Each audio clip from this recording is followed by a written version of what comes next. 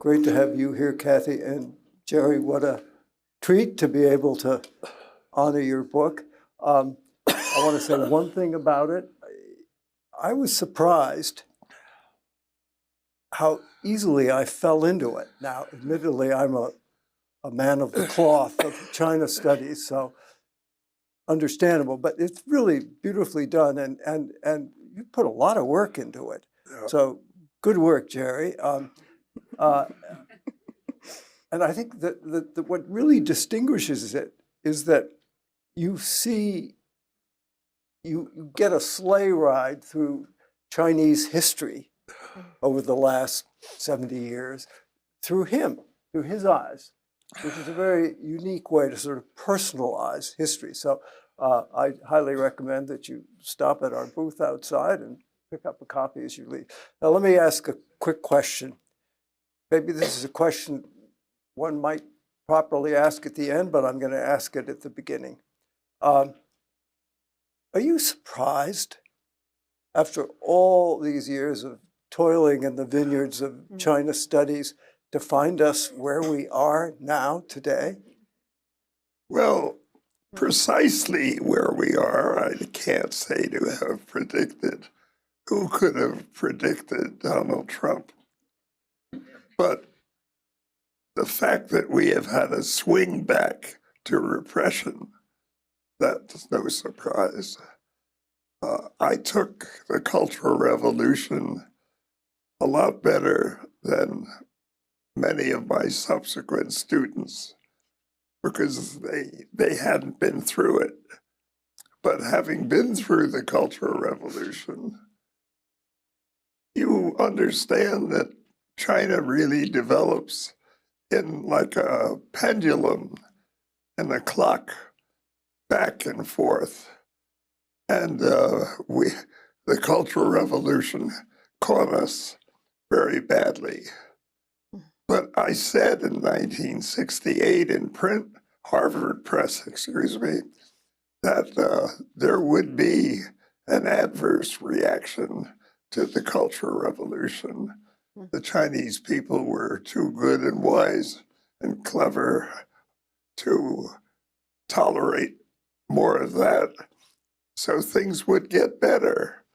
And of course they did. And that's when Deng Xiaoping and the company came to ride high. But I still see it as a pendular development. And maybe that's the only consolation one can have at this point. I'm a curious person in many respects, and I have a sense of curiosity about the future. And the one thing about dying that I don't really like is I won't find out what happens. It offends my sense of curiosity. What the hell did Fairbank and Reischauer and others think was going to happen, and what did happen, and what will happen? But there is no ending, Jerry. That's right, yeah. So, I don't know, I'm happy to have finished the book. It took a long time. Even the last step today at the bookstore downstairs was a hard obstacle. They told my assistant when he called up, and he said, "Do you have books for sale?" They said, "We have books available."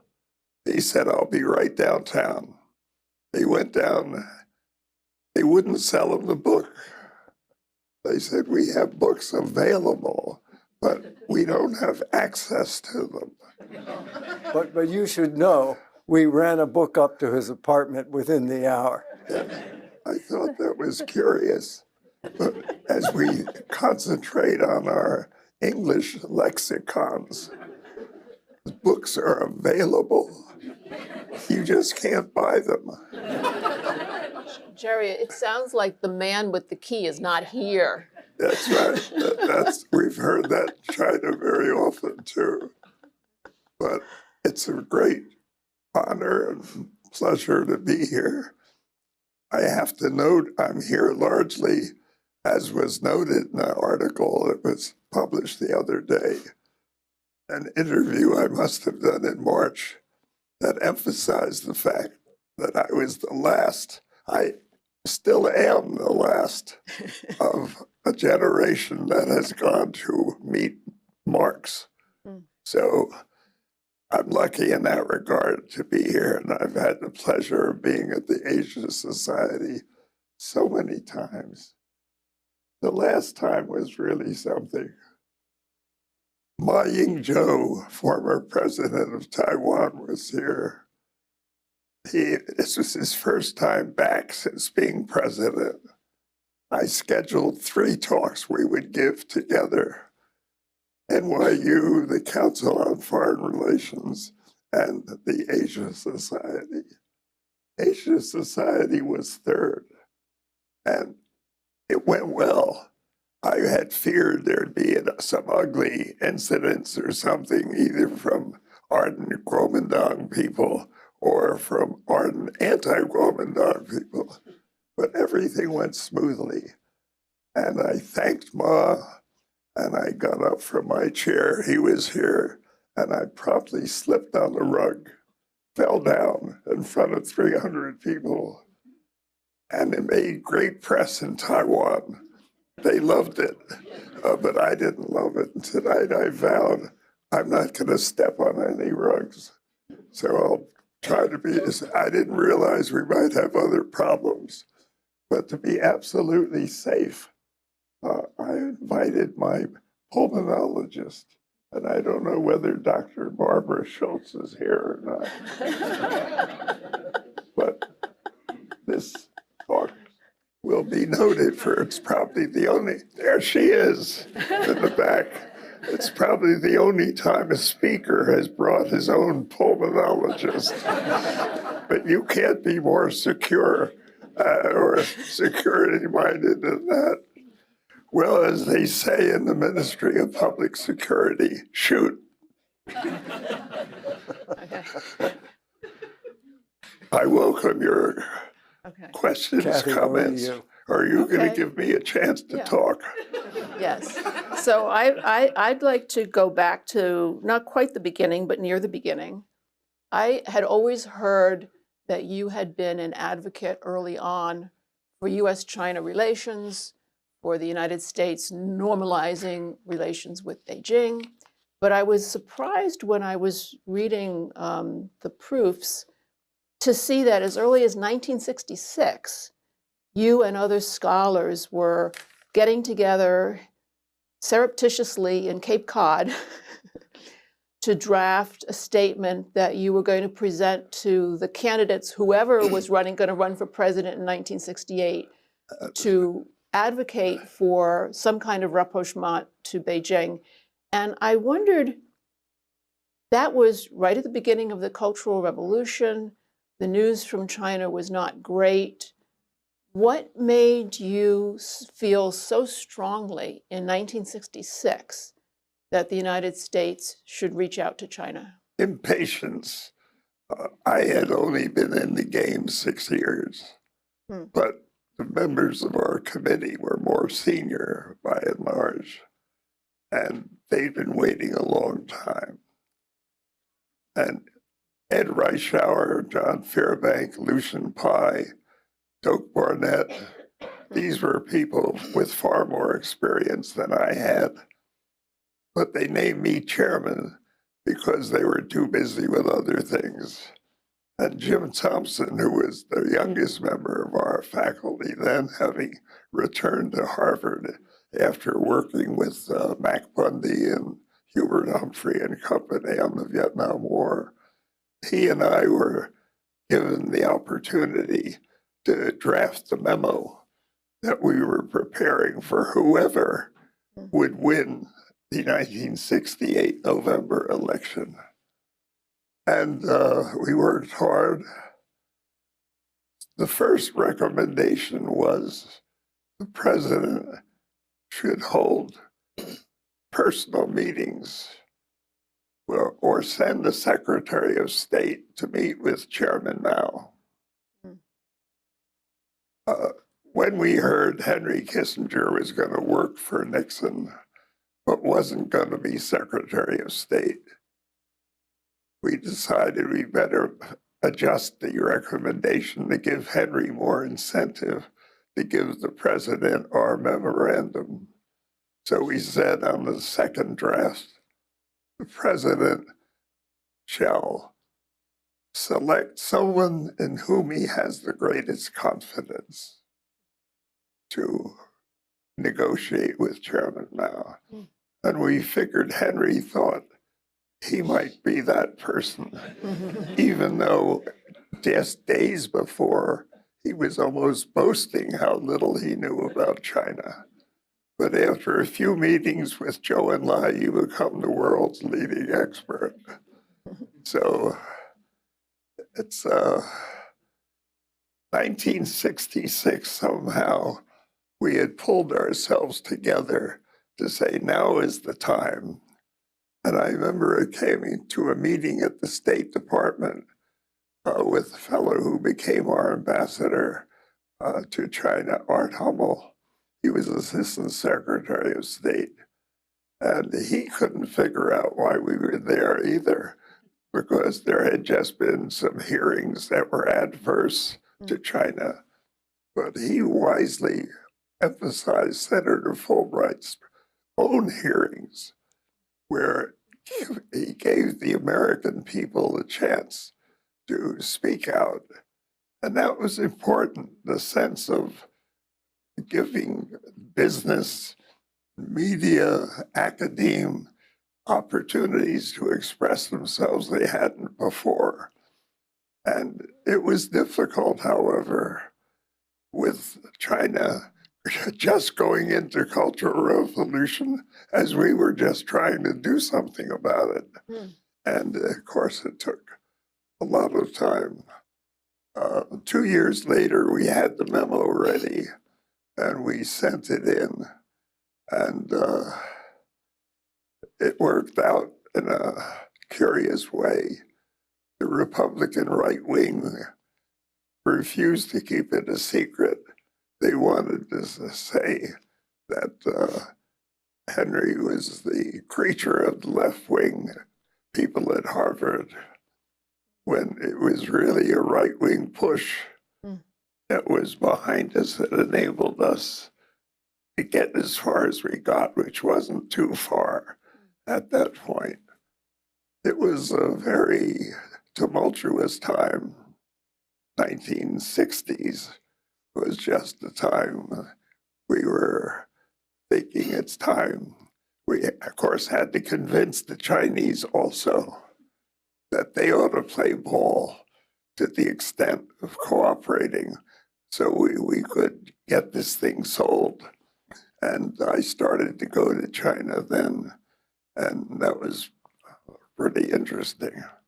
It was a time when George McGovern was running for president against Nixon, re-election, 72. I admired George McGovern a lot. He was good-looking, dashing, a war hero, very enlightened person, but a very poor candidate.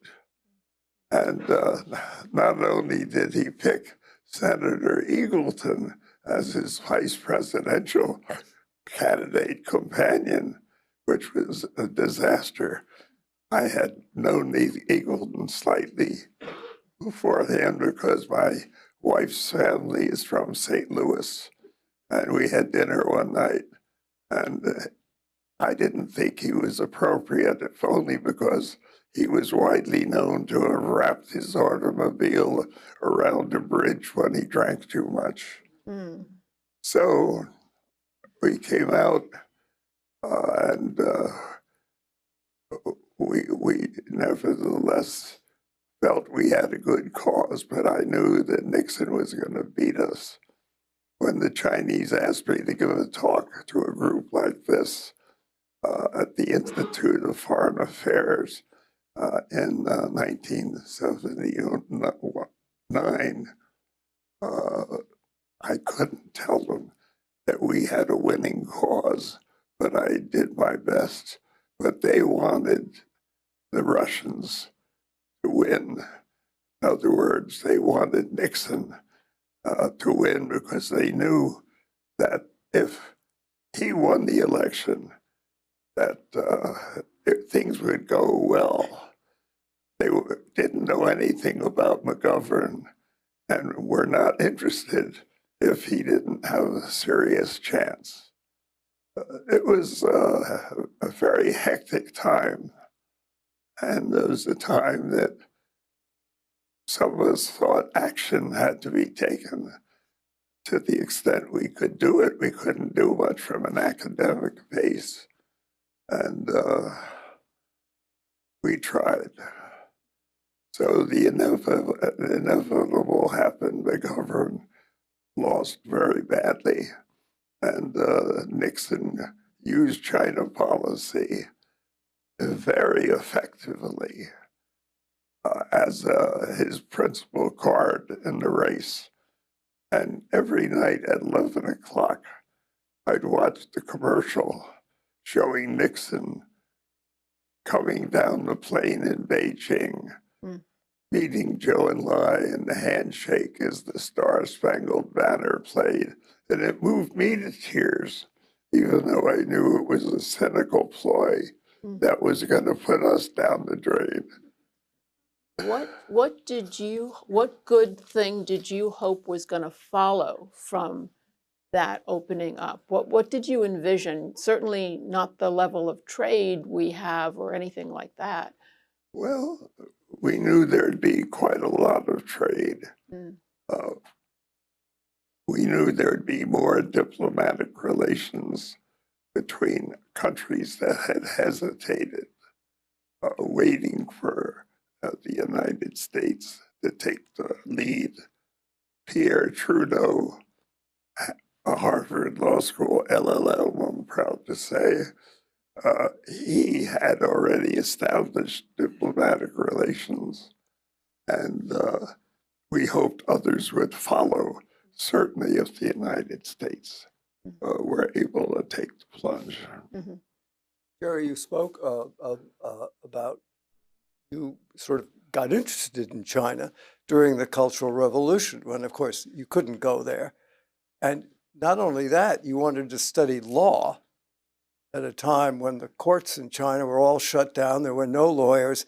In effect, there was very little law actually in praxis. And I'm wondering, why did you get interested in China? You know, I could have gone on and ignored China and focused on American public law. I'd spent 2 years clerking at the Supreme Court. I had as good an opportunity as anyone's ever had. And yet I would have been number 20. Nobody was working on China. But why you? Why did you say, this looks good? Perverse nature. I like to take on challenges. I knew I could do a language. I'd studied French and Spanish. I was going to be originally an international lawyer working on Western Europe and Latin America.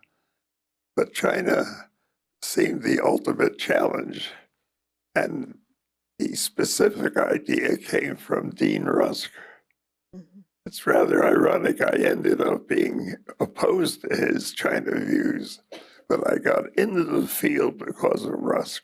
Well, he was the Assistant Secretary of State for East Asia, wasn't he? He was. Yeah. Rusk was Assistant Secretary, and he got involved in the controversial question of whether the United States, having driven the North Koreans out of South Korea when we came into the war, should continue and try to bring down the North Korean regime. And people didn't know. Zhou Enlai was telling the Indian ambassador to China, tell the Americans if they enter North Korea, we will have to enter the war. And people in Washington said he's bluffing. Dean Rusk was caught in that trap. We went ahead and got entangled with China in a very serious way. So that was the background for the situation. Rusk was a very good person, and he was enlightened. He wanted to do the right thing, but he'd been burned badly in the North Korean War situation. So the rest of us continued, no matter what we did. The State Department response was always, we have China policy constantly under consideration. That wasn't much of an answer when you really wanted to have people make progress. Alan Whiting was a terrific specialist on China who was working in the State Department then. He felt very bad because his recommendations were also being rejected. But we had an inside reporter telling us what's really going on inside, even though we couldn't get it all out in public. Senator Fulbright was certainly helpful, asking a lot of good questions. It was an exciting time, and every broadcast people paid attention to. I did a number on John Fairbank and Meet the Press, April 1969, I think it was. John and I had a curious friendship. He brought me to Harvard, but he never quite accepted me, even though he was helpful in building up our law school program. And we were interviewed one day on Meet the Press by a snarky guy. I never liked him. I've repressed his name. And in the event, I really made Fairbank look a little too conservative. But knowing the history he went through in an earlier era in China, it was perfectly understandable. But I didn't know that. I was too new to know most of that history. And I'm afraid I wasn't as perhaps courteous as I should have been to a colleague who was sitting just on the other side of me from Zhou and Enlai when we had the famous 4-hour dinner that was an important point in turning our opinion, I think, American opinion, toward progress and normalization. It was hardly uncontroverted. We had a lot of people oppose us, and we had also, obviously, a lot of support. The dinner you're referring to, is this the 1971 dinner when you first went into China and met with Zhou Enlai? Can you tell us, Kissinger, of course, famously became a huge fan of Zhou Enlai. Yeah. He said to me when he came back, you know, Jenny, that man is serious. Yeah. What was your assessment of Zhou Enlai? Were you as deeply impressed as Kissinger was? Zhou Enlai was a charmer. He knew about you because he prepared. When we were walking into dinner, he said to me, I understand you have done some books about Chinese law. And he raised his eyebrow in a way as if to say, I had made more of China's legal system than China had. He was a clever guy. And he asked questions constantly. he'd throw up a question and see whether we could shoot it down. And he was worried about the Vietnam War, whether China could help end it or whether it would spread and include China in it very overtly. Of course, I shared that. We were all curious about health. You see, the word was out that somebody was very sick in the leadership. Most people thought it was Chairman Mao. Zhou and I pressed us that night to the name of America's best China specialist for cancer. And we said we didn't know anybody who specialized in China for cancer, but we did give them the names of some cancer people. But we didn't think it was Zhou himself who had the cancer. That only became obvious later. He was a very interesting person. He could do Peking opera himself. As a student, he had made quite a reputation. And he was a very likable person. You didn't feel your host was cold. And I was just telling Orville before we came in here, when Joan and I moved to Cambridge, we had a dinner given for us by someone we had known from Washington days. And her father was the head of Boston's leading law firm, Foley Hoag. And he politely said to me, as we had started dinner, "Oh, how do you like Cambridge?" I said, "Well, Cambridge seems all right, but people are rather cool." "Nonsense," he said. "We think we're the warmest people in the world if we think you're worthwhile." That wasn't Joe and I. Jerry, what sort of distinguishes your life from many other lives who've done time in academia is that you got in, you got out, and you got in. You were actually a lawyer, and you went to practice. Now, my question to you is this. Do you think that that is a kind of a really good sort of hybrid combination that in certain senses, do some of your academic colleagues impress you these days as being too detached from real life?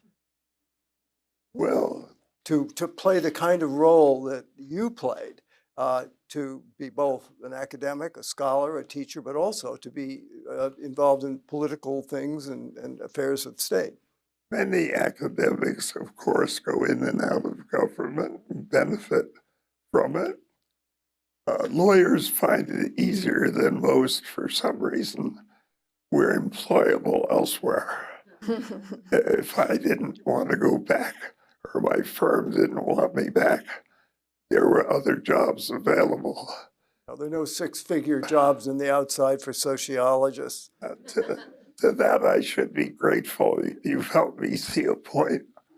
I think in the book I mentioned, before I decided to go to law school or Harvard for a PhD in government, I talked to my Harvard summer school teacher, Hans Cohen.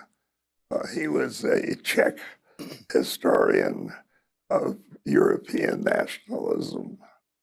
And I asked him, should I go get a PhD or a law degree?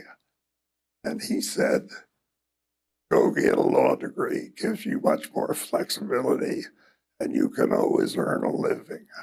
In fact, he said, my son, Hans, we called him Ike, as there was Isaac Cohen, was just going to Yale Law School for that reason.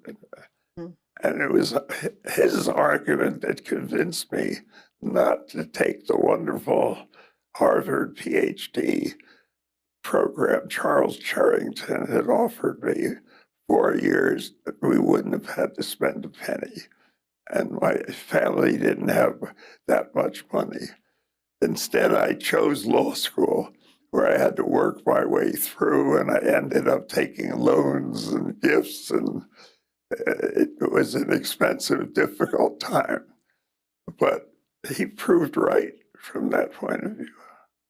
What do you think you learned practicing as a lawyer in China and in Hong Kong and or in Taiwan that you wouldn't have learned had you just been a professor? Skepticism. Would not have been as willing to hold off and not accept what they tell us. I think actual exposure to the people is very important. And you get much better stories if you deal in the real world. I think of so many. I could have filled that book with many more stories. One I thought of the other day, a fellow who led for a while the Institute of International Relations at Peking University. We were coming back from a conference that Rockefeller Foundation had let us put on up in, what is it? Poughkeepsie. But it's in that area. And he had just come back from an important meeting in Beijing. And he said, people ask me, what's your opinion of this or that? And my Chinese friends said, I said to them, I've never told anybody my opinion in 40 years. Why should I start now? And to get used to that as an environment where you don't take literally or seriously everything said or not said is interesting.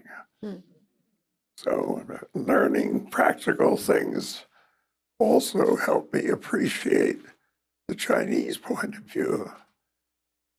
You had to look at how did things appear to them, what were their problems, and you understood why much more easily if you were taking part in the actual negotiations rather than staying in your study in Cambridge.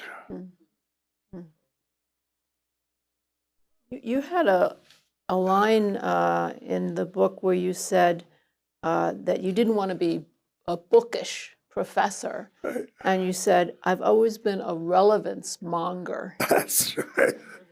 So did you have an idea of what that would mean? And I'm thinking, for example, you subsequently became involved in human rights causes. Yes. Were you thinking of anything like that? Were you thinking of activism, or were you just... The only model we had was the Soviet example. There was at Columbia Professor John Hazard, who became our first expert on Soviet law.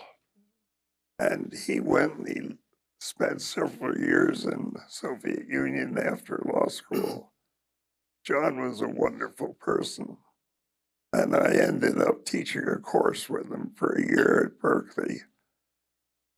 But he was always criticized as being too naive about the Soviet system, accepting too much what their courts would say or their legislators or their leaders.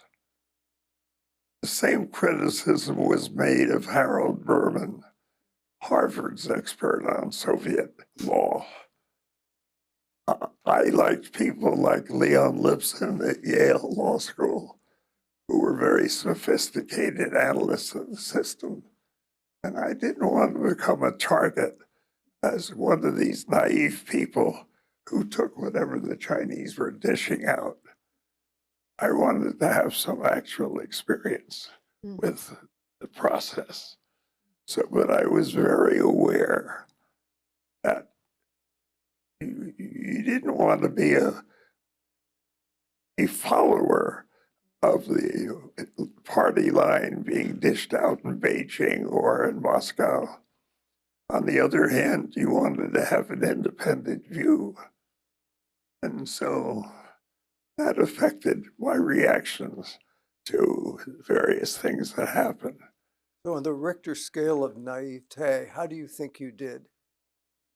I was about 50-50. I mean, were there times when you looked back and thought, boy, I didn't see that. I didn't really get that. I was taken? Or did you? Well, I never had that much responsibility for U.S. negotiations. But of course, business. there were times when I was surprised. The Cultural Revolution itself was a surprise. In April of 1966, when we got the first emanations of it, I didn't take it so seriously. That and my attitude toward the virus, we were just talking in December 1999, I guess it was. When was it?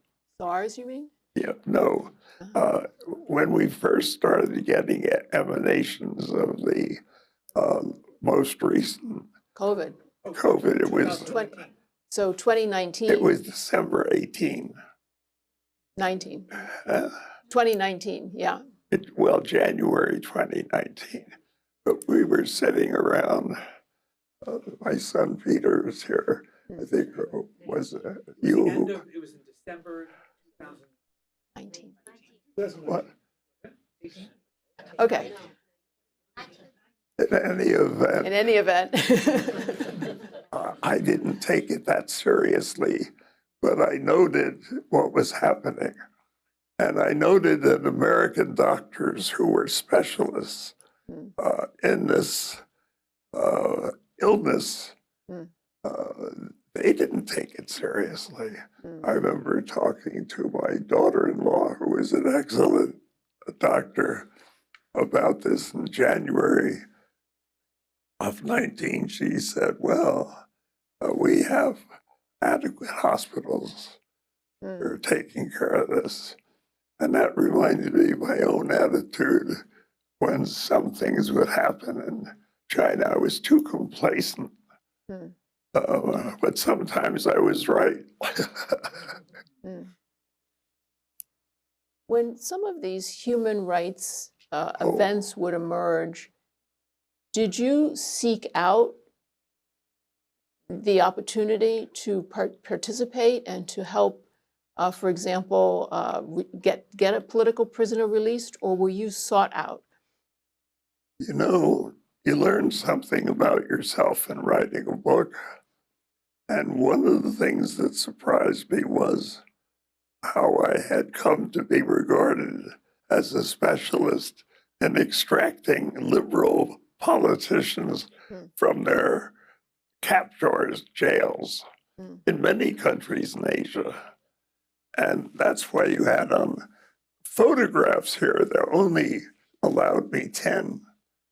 I should have bargained harder. But you'll notice I had to make a choice. And the choices helped me see that I'd spent a lot of time getting people out of jail, not free, mind you, but getting them out, starting with Jack Downey, my college classmate.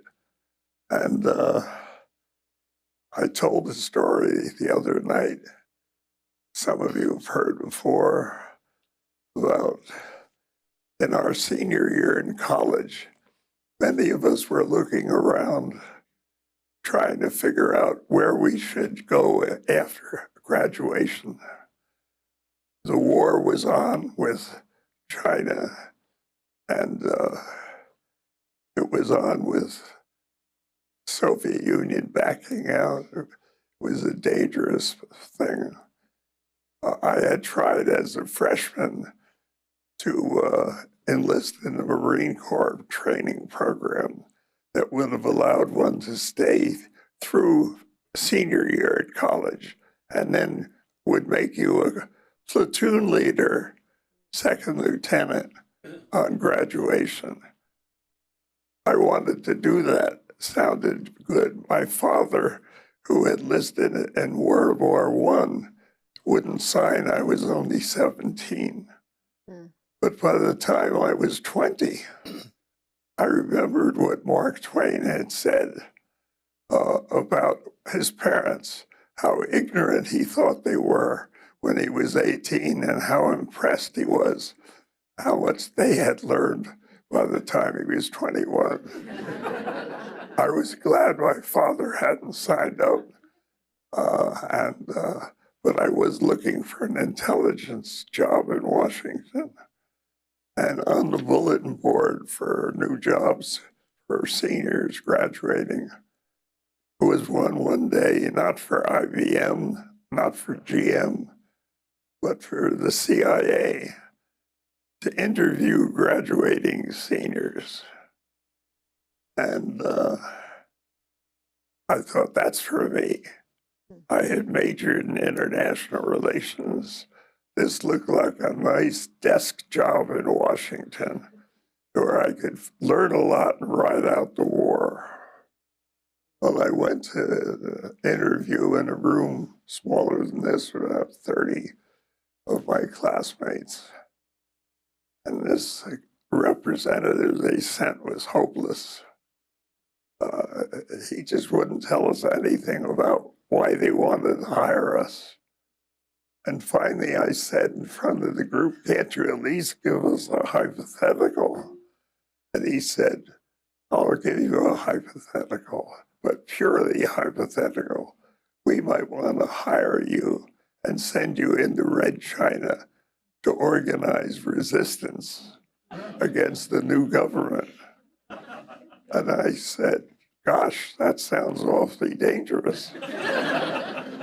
And he was quite outraged at what I said. He said, I don't think you're seriously interested. And I said, you're right. And he said, during the last war, the previous agency, the CIA, that he said, we had fewer casualties than the infantry. And I said, on a relative or absolute basis. And he said, you're not interested. And I get up and I left. But of the people who stayed there, a dozen volunteered. 6 were rejected as insufficiently rugged. Jack Downey was not rejected. He had been captain of the wrestling team, 195-pound football tackle for the football team, and he was an ardent Catholic. And he volunteered. 17 months later, he was shot down over China, helping to organize resistance against the new regime. And how many years did he spend in prison there? He got out 21. 21 years, yeah. Hey, Jerry, but we want to take questions from the audience here, but let me ask you one final question. Give us the brief of why engagement was the right thing to do, even though, as we see now, we're at a very difficult time where engagement is basically crippled. Well, in part, it was because engagement was obviously pleasanter, more welcome, more constructive. But we knew non-engagement was worse. And if we had rejected China, the rest of the Western world would nevertheless have gone ahead. Canada led the way in establishing diplomatic relations under Pierre Trudeau, and the others were just eager to move on. England, of course, the UK, had established relations immediately on establishment of the PRC, but many of the others had not, and the UK effort had not amounted to much. But people wanted to try. They were sick of the situation of dealing with harshness of the communist powers, and they had hoped that by moving toward China, we could somehow divide China from the Soviet Union. So there were reasons why we were for engagement. My hope, of course, was we were believers in exchange, opportunities to learn about each other, chances for students and faculty, as well as journalists, media people, and business people, above all, to get to know China. But it was going to happen one way or another, whether we followed or not. And I thought it better for us to try to take the lead in doing it right than not. Of course, the most important reason for me as an academic was every day I worked with Chinese who wanted to learn about law. They were asking for help. It wasn't that I was trying to civilize them by inculcating in them Western law. China saw the world was passing China by because it was not a participant in what was going on. So they wanted to learn law, international law, domestic law. They saw it as an instrument of strength for a society that was still trying to come together after the Cultural Revolution. So they were asking for help daily, and many wanted to go to Harvard and other schools.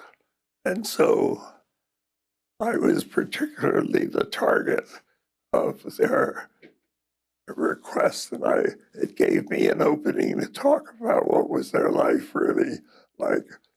And I remember this very clever guy from Shanghai who was English very good. And he said, you know, I work for the first Ministry of Machine Building. Every day we negotiate with the world's leading automotive companies.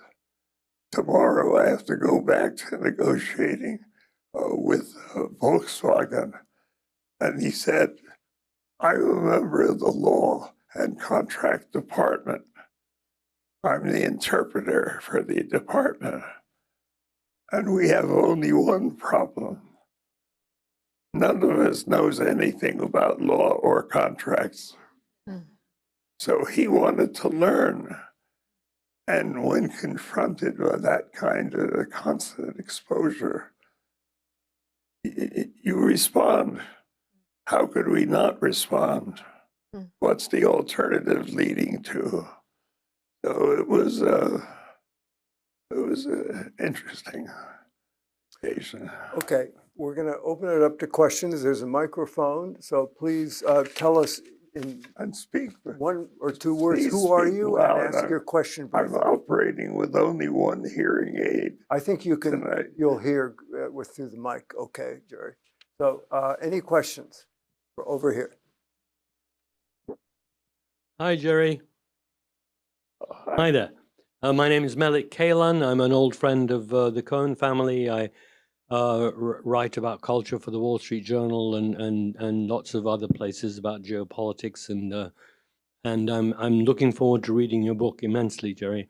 My question to you is, do you think that there was too much and too indiscriminate a move to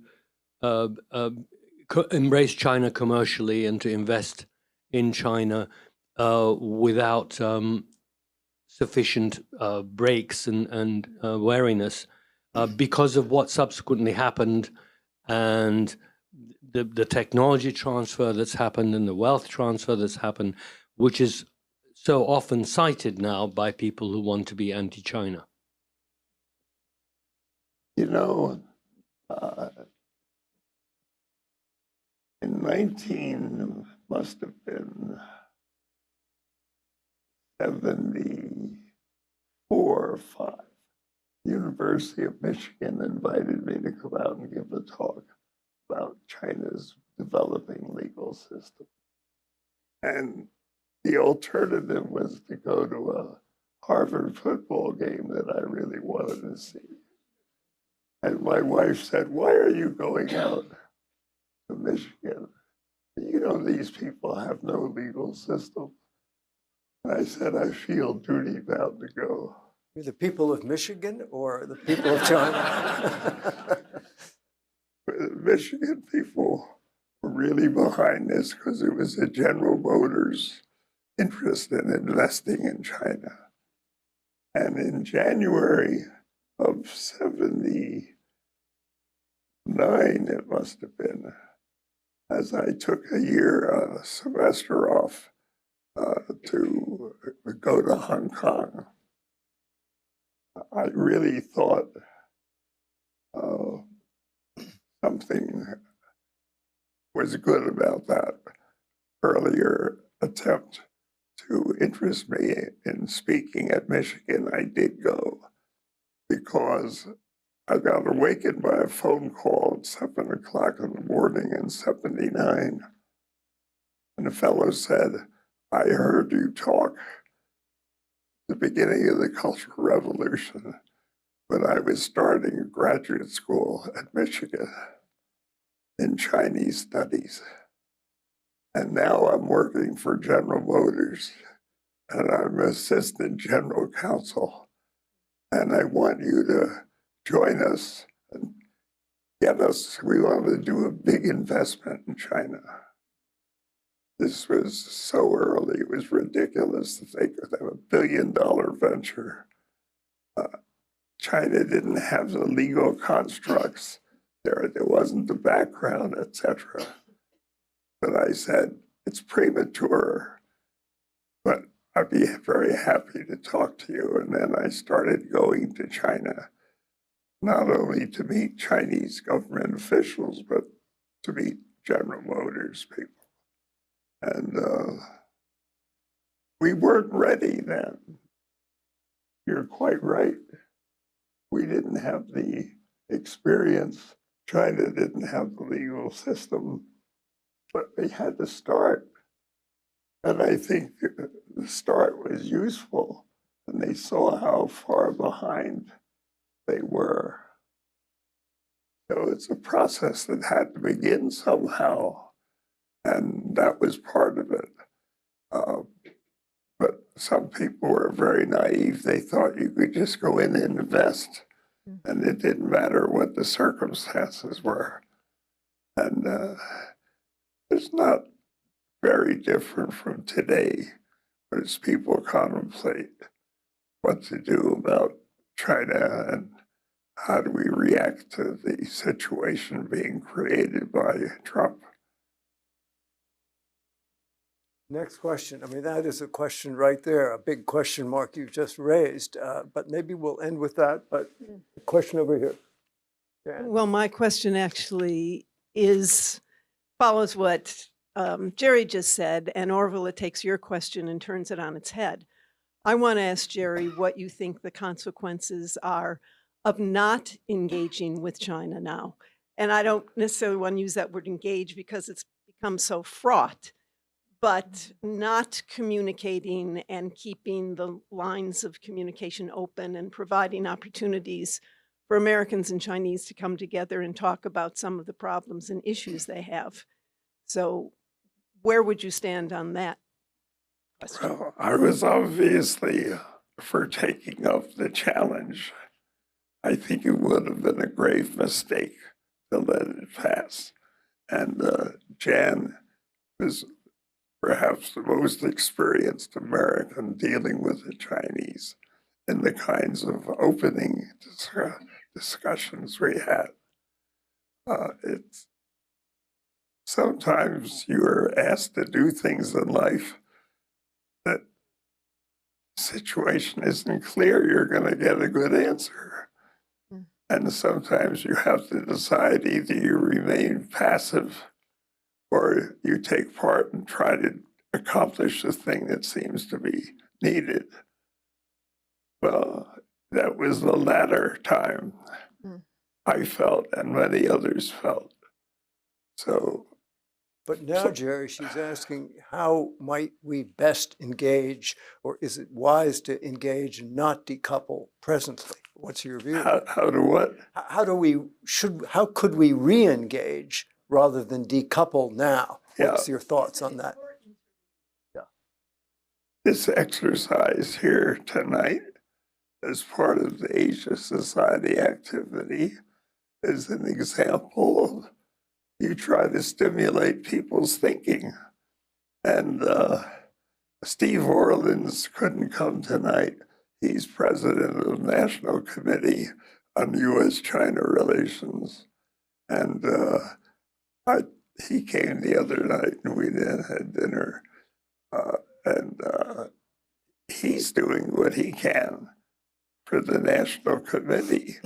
And we have a number of organizations that are trying to reverse the trend. We need a response from China that's encouraging. We occasionally get it. Right now, it looks like China knows it's serious. It's not worrying about invading Taiwan as much as being part of international economic development, etc. So you have to appraise the situation and see whether it's worth your time. What alternative have you got? I always figured I had nothing better to do than to try to save the world. Another question? Right here. Marty Marcus, retired judge of the New York State Supreme Court, and I've had the privilege of going to China and participating in programs there with you, Jerry, and here in New York as well. And I've always marveled, and I wanted to ask you how you manage the balance between speaking truth to power, which I've heard you do, and so many people in this room no doubt have heard you do, but also at the same time maintain your welcome to China and your access to the people you needed access to do the negotiations that you've done on so many different fronts.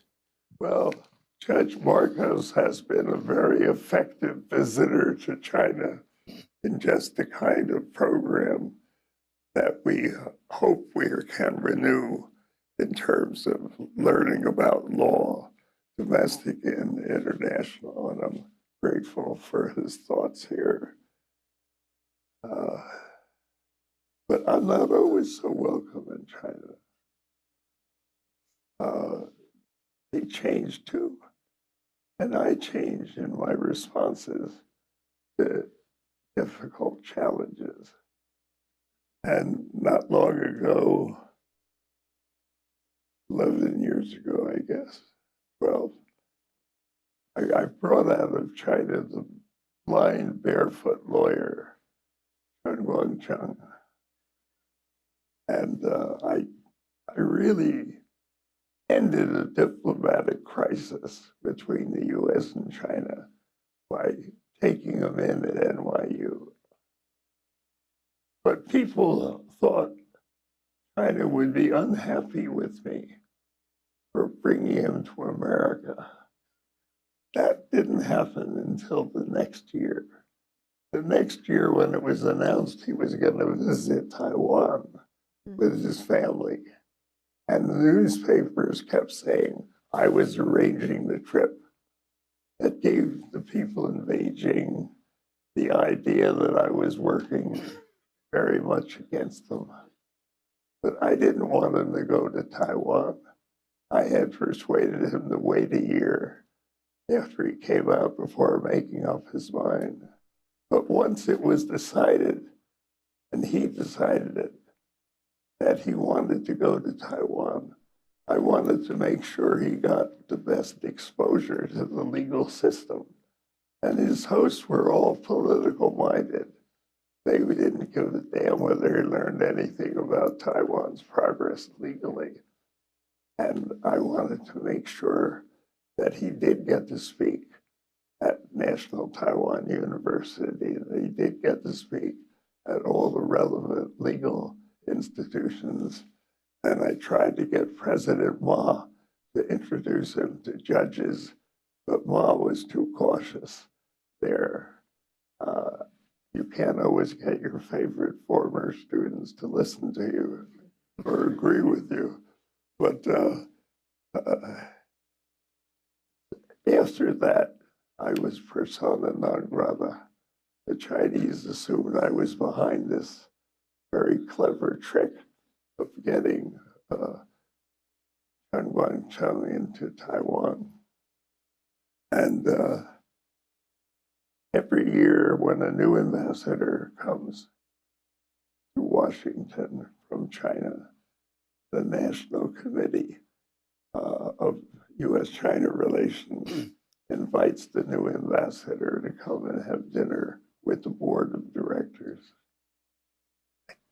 We invited the new ambassador to come. He accepted.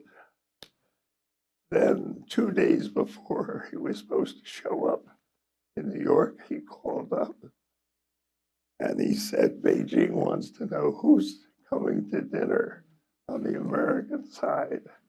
So when they said I was coming, they said, tell them that you cannot attend. There can be no dinner in your honor if Professor Cohen goes. And they tried the same thing the next year. We had, by the way, a very nice dinner without the guest of honor, but that isn't the way toward progress.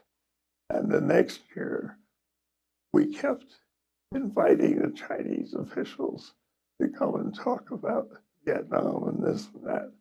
And they soon buckled and they just gave up. Most of them agreed with me, but they couldn't say that in public, of course.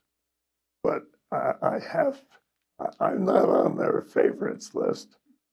I don't know if my valid passport visa would be honored today if I could go to China. I don't want to exaggerate. Some people are really in their pocket and benefit from that, but I'm not one of them yet. All right, I think we have time for one more question. Let's, right here. Okay. Wait for the mic, please.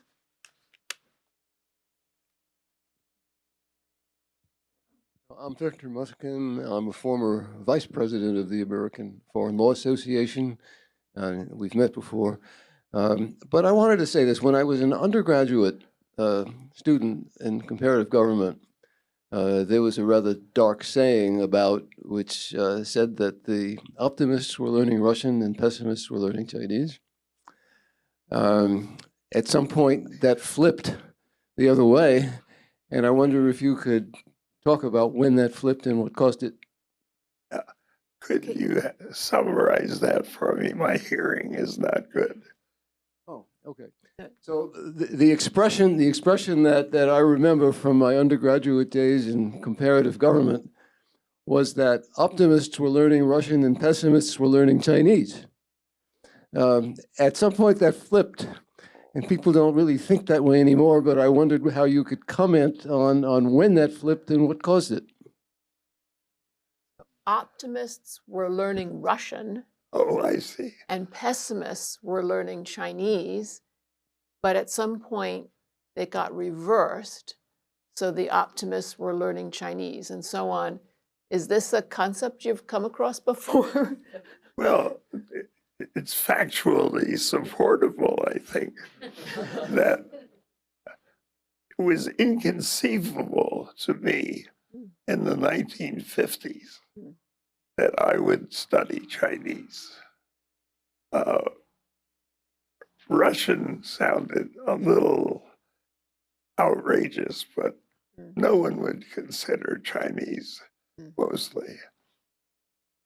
Then, of course, toward the end of the 50s, people began to notice the Sino-Soviet split, and people began to take a greater interest in China than they had before.